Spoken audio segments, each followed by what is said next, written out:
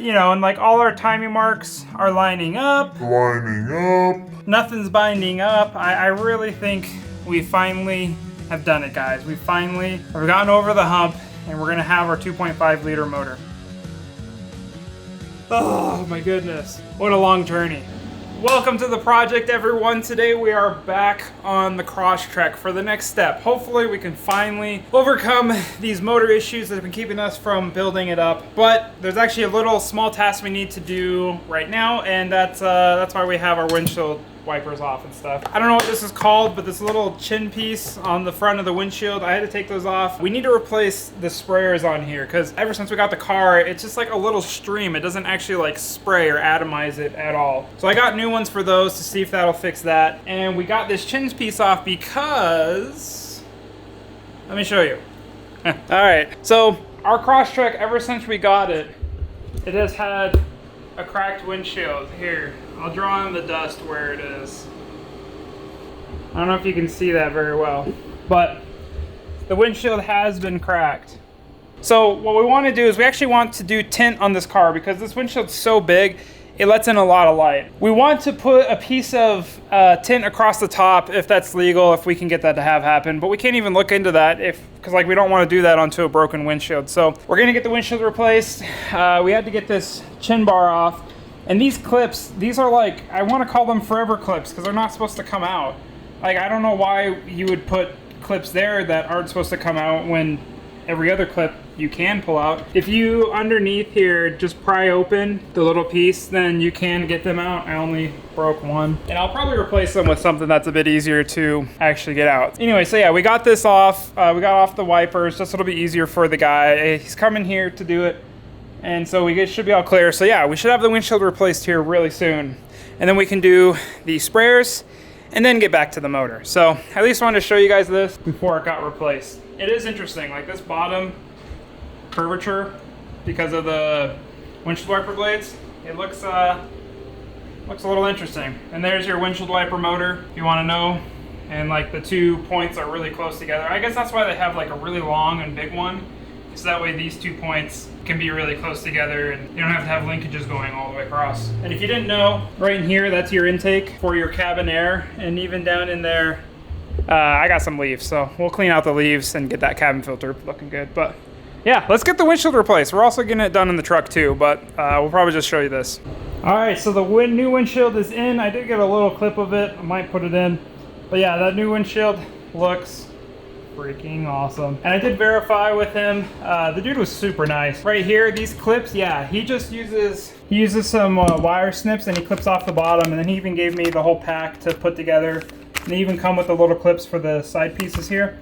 So yeah, once we get that swapped out, we can put that barrel back on, and we have new clips to put in. I did notice this was interesting. Right here, I think that's just to help muffle the wind coming in, so that way, like into the cabin and stuff. I don't know, it's interesting. It's like soft. And then one other thing that was kind of cool, this wire right here, this wire, it's actually there's heaters in the glass here, so that way where your windshield wipers blades sit, if you have the defrost on, it'll start melting that away, so at least your windshield wipers can move. So yeah, kind of cool. There's heater in the bottom of the windshield on the Crosstrek. We're gonna get these replaced and get this whole cowling back in and then continue on to the motor. All right, we actually got a decent bit of time tonight to work, so let's get these swapped out and maybe put this back in.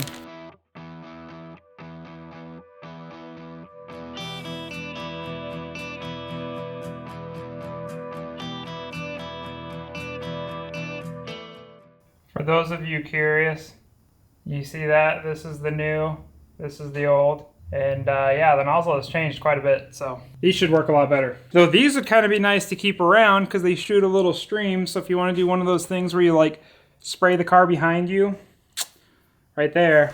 Not that I suggest you do that, but I have always wanted to try.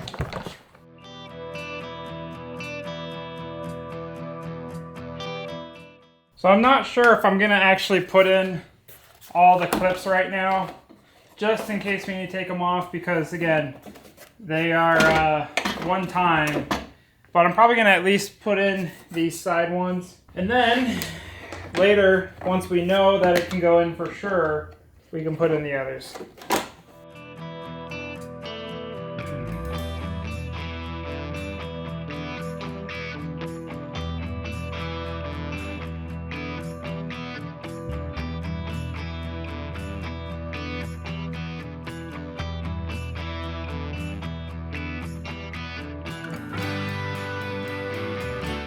now we can actually get back to working on this motor. And we actually figured out the issue.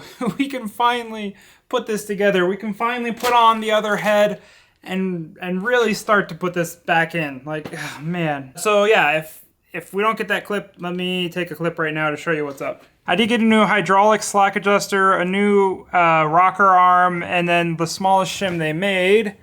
And when I actually put it in on the exhaust here, look, there's actually a gap right there. So I was able to actually get a gap between the camshaft and the roller, which means I should be able to actually shim this whole motor like it should be and finally continue on. I mean, there's a little bit of bad side because these rollers are actually pretty expensive, but you know, yeah, this should be the last new parts we have to get for this. And like, look at these intakes. Look at that shot going straight down there. This motor should run pretty dang good. And I guess one of the positives is that with this new geometry in there, it should be quieter. Because our old motor, the FB20, it was actually pretty loud for the valves and everything. So I'm hoping that these will run a bit quieter. But again, I only got one set. So I got the smallest shim, follower, and the rocker. And I think I'm gonna use that to go through all of these, and we'll put on the other head and then try to figure out if we have all the shims we need or not. I know they say to use new shims, but they're like 10 bucks a piece. So I'm gonna see what of these I can use, and then we're gonna hopefully figure out if we need to buy new ones. But at least this method of like setting this on here should get us pretty close, because yeah, this isn't, like, that's not on there at all. So this should at least get us close enough, and then maybe with the extra shims we have, if we need to like tighten it down and then things shift too much, we can like take it off and redo it if we need. So yeah, let's see how close we can get, and if we need any new shims now with that one set, and then maybe we can order parts and then finally get this together.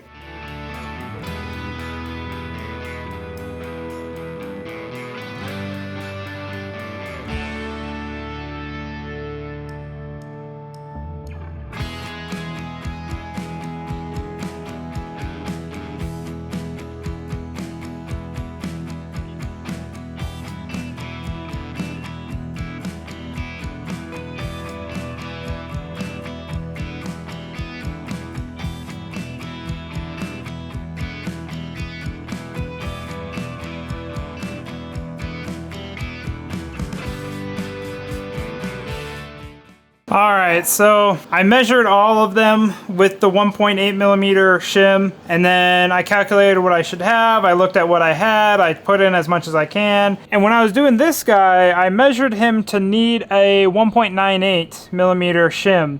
So I had a 1.98 and I put it in, but then he let like the he let the 0.28 millimeter shim through, which again, this whole exhaust, it should be 2.7 down to 2.1. So I put in a 2.04 shim, and it still let the 0.28 feeler gauge into there, which now has me second guessing a couple things. So in the manual, they say use new shims, and they also talk about how to measure it with a micrometer. I don't have a micrometer, but I'm wondering if all of these shim values are off because of how much they've been worn down. Because like right now, it looks like my 204 shim is the same size, thickness as my 1.98. I have my calculated. Again, the 1.8 that's a known, that's brand new. That should be spot on for that shim, but all of my used shims, I can't trust the values on them. So what I might do, it's a lot of trial and error, but these shims are pretty dang expensive. So I might just go through each one and keep moving around on the shims until I find ones that you know, fit within spec for not for the values, but for what the feeler gauge will actually fit in there for. Yeah, I need to go get headphones. This is gonna take a while.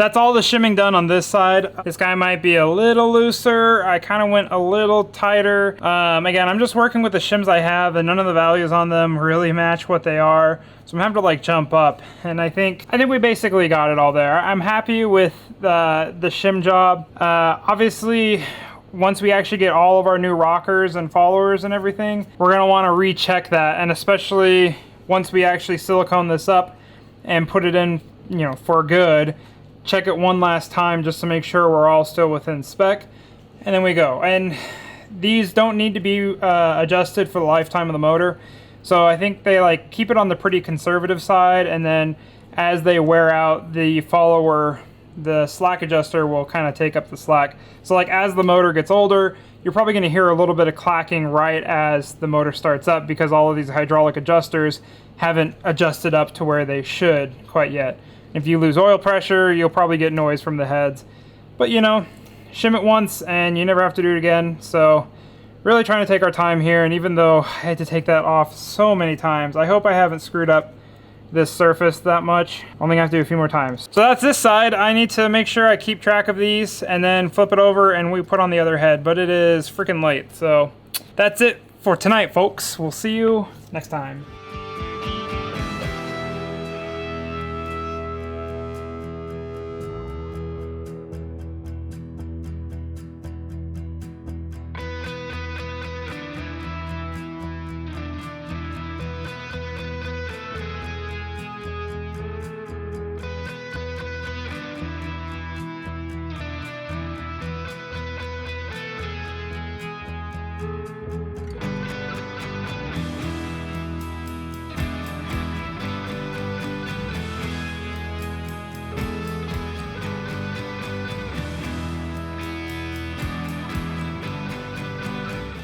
That's the other head on.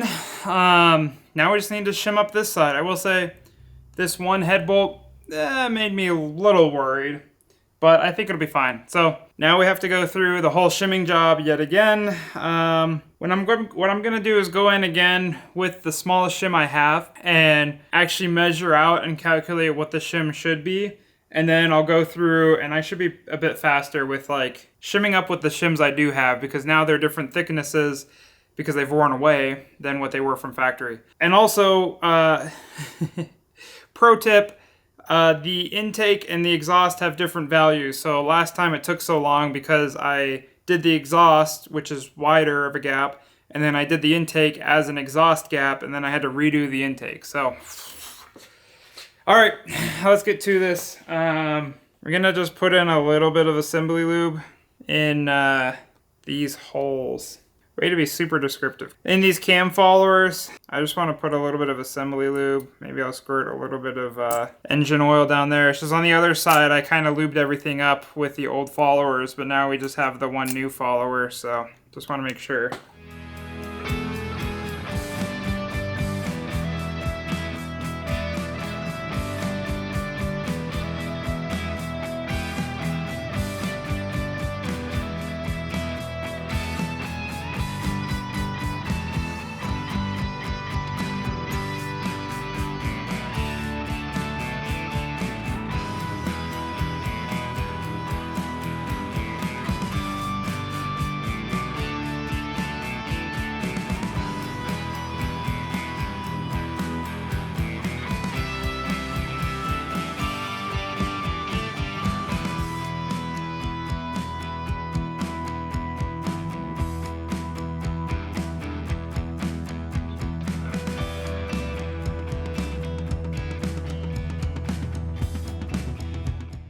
So we got the whole motor shimmed. Yeah, it's all within spec. I think it's good. Again, this is not how they tell you to check it. They tell you to put on the gasket, tighten, do the whole sequence, and then check it.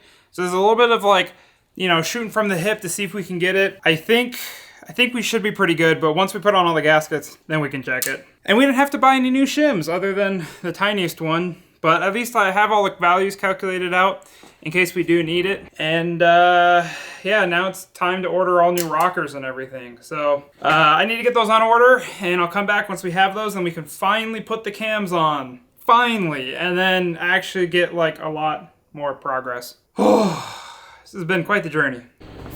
Well, we got parts. All right, so we got all new rockers here.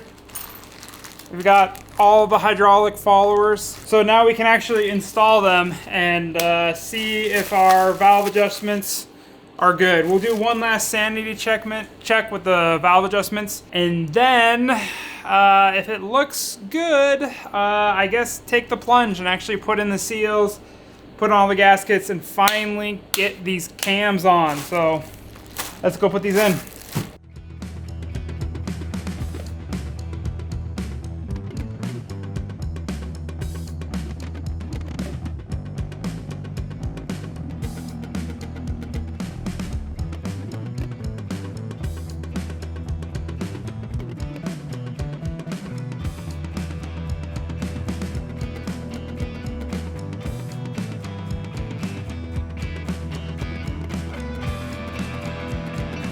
Well, that was very weird. This bolt right here has been feeling a little funny when I've been trying to tighten these up. And look what just happened to that guy. He kept tightening and tightening and then went snap, and I thought I would have to deal with extracting it, but look, it just like really elongated itself right there. I've never seen that before. That's interesting. Makes me a little worried about all the other bolts, but glad I don't have to extract it. I should have an extra one of these chilling around. But still, so odd. All right, just pulled this from like one of the other things. Hopefully the threads aren't too ruined. Nope, they look fine. So I had to change a couple of the shims, and then we're gonna go recheck all of this, and then I think I'm finally gonna take this off and finally clean it, finally put in the filters, finally put on the gasket, and then actually put it on and check the valves after that. If that's all good, then we can flip to the other side.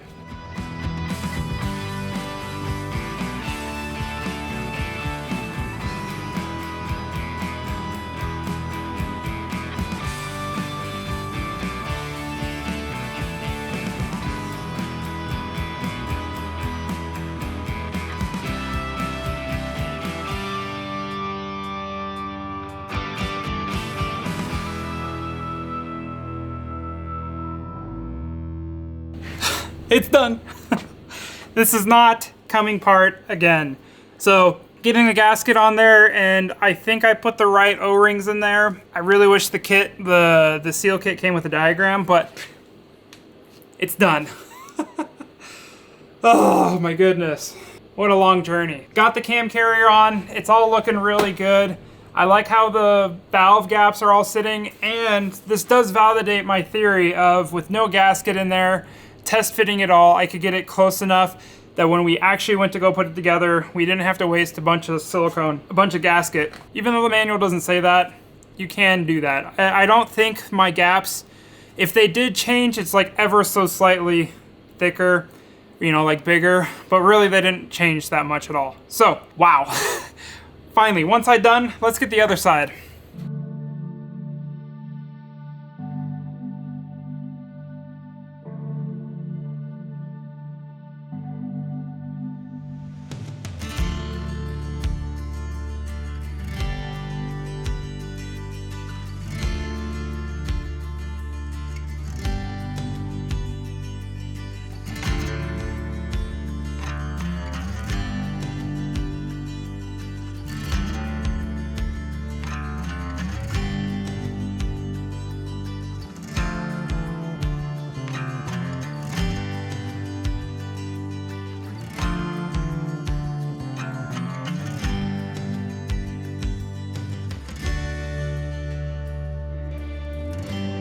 Oh my goodness, I am a little tired of feeler gauges, but it's gonna be a short while for you guys. So we finally got the other cam carrier on. Things are feeling really good. All the valves are within spec, and none of them are really sitting on the edge. So it's like in millimeters.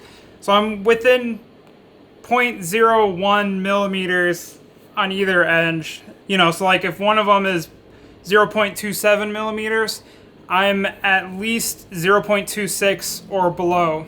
And I believe it's like 0.27 would still be okay. So everything should be well within tolerance for all of this, which I'm really glad about. It means we can finally move on. I mean, Jeez, this motor, man. Next step, honestly, might be the timing chain. I think that's where I'm gonna try to get this video to end, is let's put on the timing chain and make sure the whole motor can spin over, and then that's probably where I end the video. But man, there we go. Literally, you guys have been waiting months, and we finally figured out the issue, and we finally clearanced the cams, and the cams are finally on. Wow. I will say, I might have gone a little bit on the heavy side for the gasket, but it's all squeezing out and it's all looking really uniform, which is awesome. So I'm just gonna let it cure like that. I don't think we'll have any oil leaks. Again, I think with so many pieces clobbered together in a motor, you're always a little worried about oil leaks. Yeah, I'm feeling good. I'm feeling really good. So I'm gonna go eat dinner and then let's get the timing chain on. Ah! So one final note before we go to time lapse. Here's the main gear on the crank, and I don't know where mine went. I keep looking for it. This is off the 2.5 liter motor that I bought from someone. And the only reason I'm bringing this up is because, my golly, everything that I pull off of that motor, they have like dinged it up in one way or another. And like here, no exception. Do you guys see the marring and stuff on here? And on this side, they also have like, they just treat it like crap. But anyways, I mean, I can't find my other one. And again, I'm not that good of a motor builder. Like, obviously you see me struggle. And I can't find my own piece of that. Partly because it's just been so long. But I feel like I at least treat my things a little bit nicer. Like, I'm not prying and breaking crap. But anyways, I'm gonna stop ranting. We got that piece on there. I know they want you to have like a special tool in order to line it up and everything. Here's the harmonic balancer. And again, this guy too. This guy is just all sorts of beat up. Like real bad. And I guess I could use their special tool.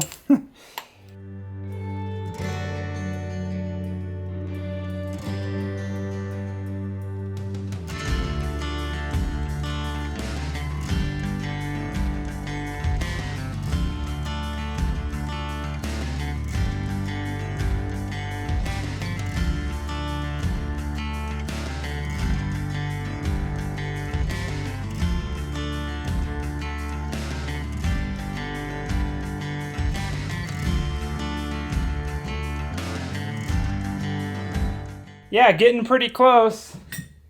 So I put on my hydraulic chain tensioner. Yeah, that should be pointing the other direction. Whoopsies.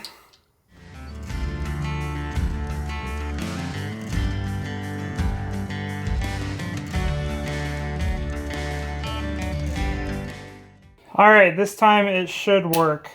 Yeah, there we go. All right, last thing to do is let's put on our special tool. And let's see if we can do full rotations without anything binding up. Oh, there's a little bit.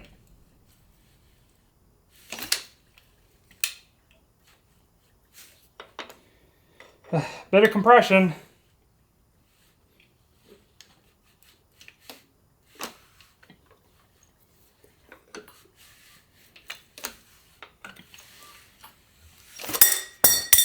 Oops.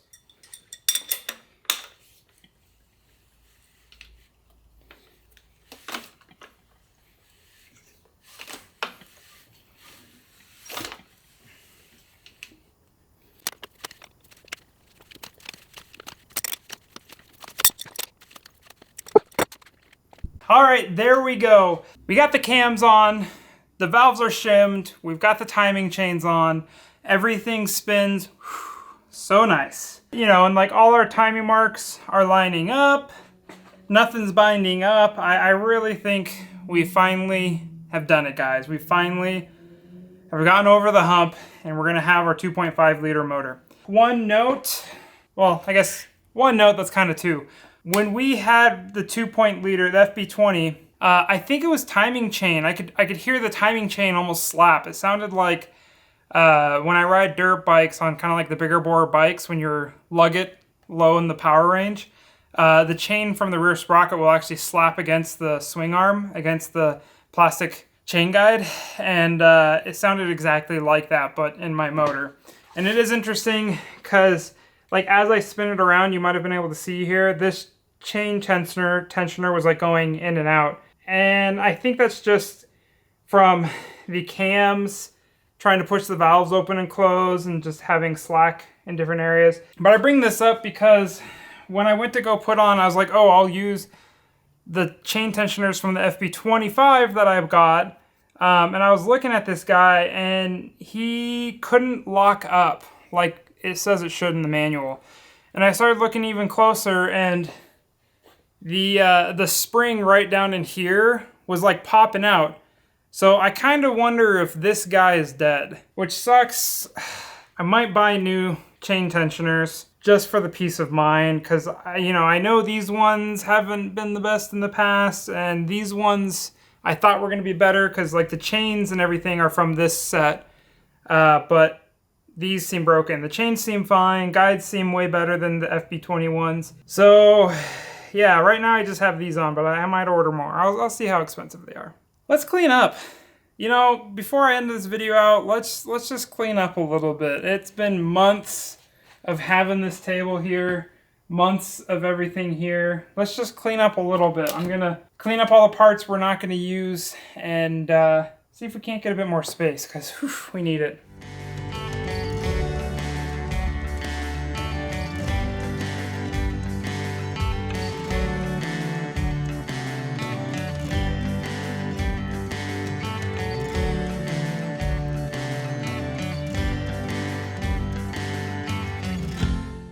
Oh boy, it's been a while since we've had this much room in here. I was really grateful for the table, but grateful it's gone. Well guys, it's late. I think that's it for this video. Next video, I'm telling you, we're gonna wrap this motor up. Sorry to cut it into so many pieces, but life's been busy and I just want to at least get this out to you. Finally over the hump, we figured it out. If you want to continue riding the struggle bus with us, don't be afraid to hit the subscribe button. Yeah, honestly, I'm just glad you guys are here. Thanks for watching. I do really appreciate it, and I hope you have a great night or day. And we'll see you on the next project. Bye!